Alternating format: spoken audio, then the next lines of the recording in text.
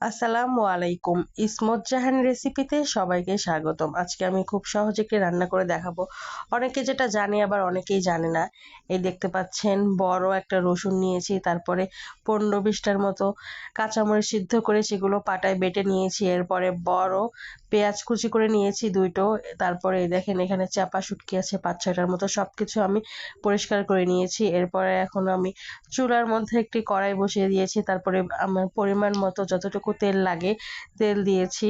তেল গরম হওয়া পর্যন্ত অপেক্ষা করছি। এরপরে এখানে আমি পেঁয়াজ কুচিগুলো দিয়ে দিব এবং এগুলো ভালো মতো নাড়াচাড়া করব, ব্রাউন কালার হওয়া পর্যন্ত অপেক্ষা করব।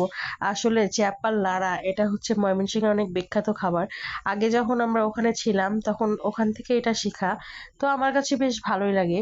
তো আজকে আমি চ্যাপার লাড়া করছি, সেজন্য আপনাদের সাথে একটু শেয়ার করলাম।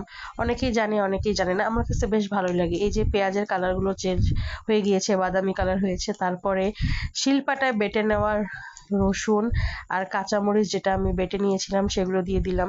এখন তেল আর পেঁয়াজের সাথে ভালো মতো নেড়ে চেড়ে মিক্সড করে নিচ্ছি। আসলে এই রান্নাটা একটু সময় নিয়ে করতে হয়, তাহলে অনেক বেশি মজা হয়। তারপরে সামান্য একটু পানি দিয়ে আবার নাড়াচাড়া করে নিচ্ছি। আপনারা দেখতে পাচ্ছেন ধোঁয়া উঠতেছে। এরপরে এতে আমি আস্তে আস্তে পরিমাণ মতো সব মশলাগুলো অ্যাড করে নিব। আগে আমি এর মধ্যে চাপা শুটকিগুলো দিয়ে দিলাম, তারপরে আবার ভালো মতো নাড়াচাড়া করে নিচ্ছি। চাপা শুটকি এমনিতেই নরম, এগুলো দেখবেন গলে কি হয়ে যায়। এরপর এতে আমি আস্তে আস্তে মশলাগুলো অ্যাড করব। পরিমাণ মতো লবণ, হলুদের গুঁড়া, সামান্য মরিচের গুঁড়া এবং জিরার গুঁড়া সবকিছু দিয়ে নিব। দেওয়ার পরে ভালো মতো অ্যাডজাস্ট করে নিব, ভালো মতো নাড়াচাড়া করে নেব। দেখেন শুটকিগুলোর অস্তিত্ব নেই, সবগুলো আস্তে আস্তে কি হয়ে গেছে, গলে গেছে। এই যে সব মশলাগুলো দিয়ে ভালো মতো নেড়ে চেড়ে নিচ্ছি। এখন দেখবেন ধীরে ধীরে কালারটা চেঞ্জ হচ্ছে। আসলে এই রান্নাটা অনেক সময় নিয়ে করতে হয়, অনেক বেশি সময় নিয়ে ভাজলে রান্নাটা অনেক বেশি মজা হয়। উপর থেকে যখন তেল ছাড়বে আপনারা দেখতে পাবেন, তখনই আসলে রান্নাটা কমপ্লিট। এই তো দেখেন ধোঁয়া উঠে গেছে।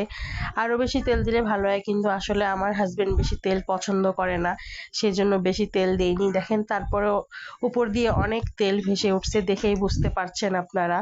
হ্যাঁ, তো আসলে এই রান্নাটা আমার অনেক বেশি পছন্দ, আমার বাসায় সবাই বেশি পছন্দ করে, সেজন্য রান্না করলাম এবং আপনাদের মাঝে শেয়ার করলাম। দেখেন কি কালারফুল হয়েছে। কালারটা আসলে বোঝা যাচ্ছে না হয়তো ক্যামেরার কম বেশির কারণে, কিন্তু আসলে রান্নাটা জাস্ট ওয়াও। এটা ময়মনসিংহের বিখ্যাত চ্যাপার লাড়া, দেখেন কি সুন্দর হয়েছে, খেতেও বেশ দারুণ। সবাই বেশি বেশি সাপোর্ট করবেন। আল্লাহ হাফেজ।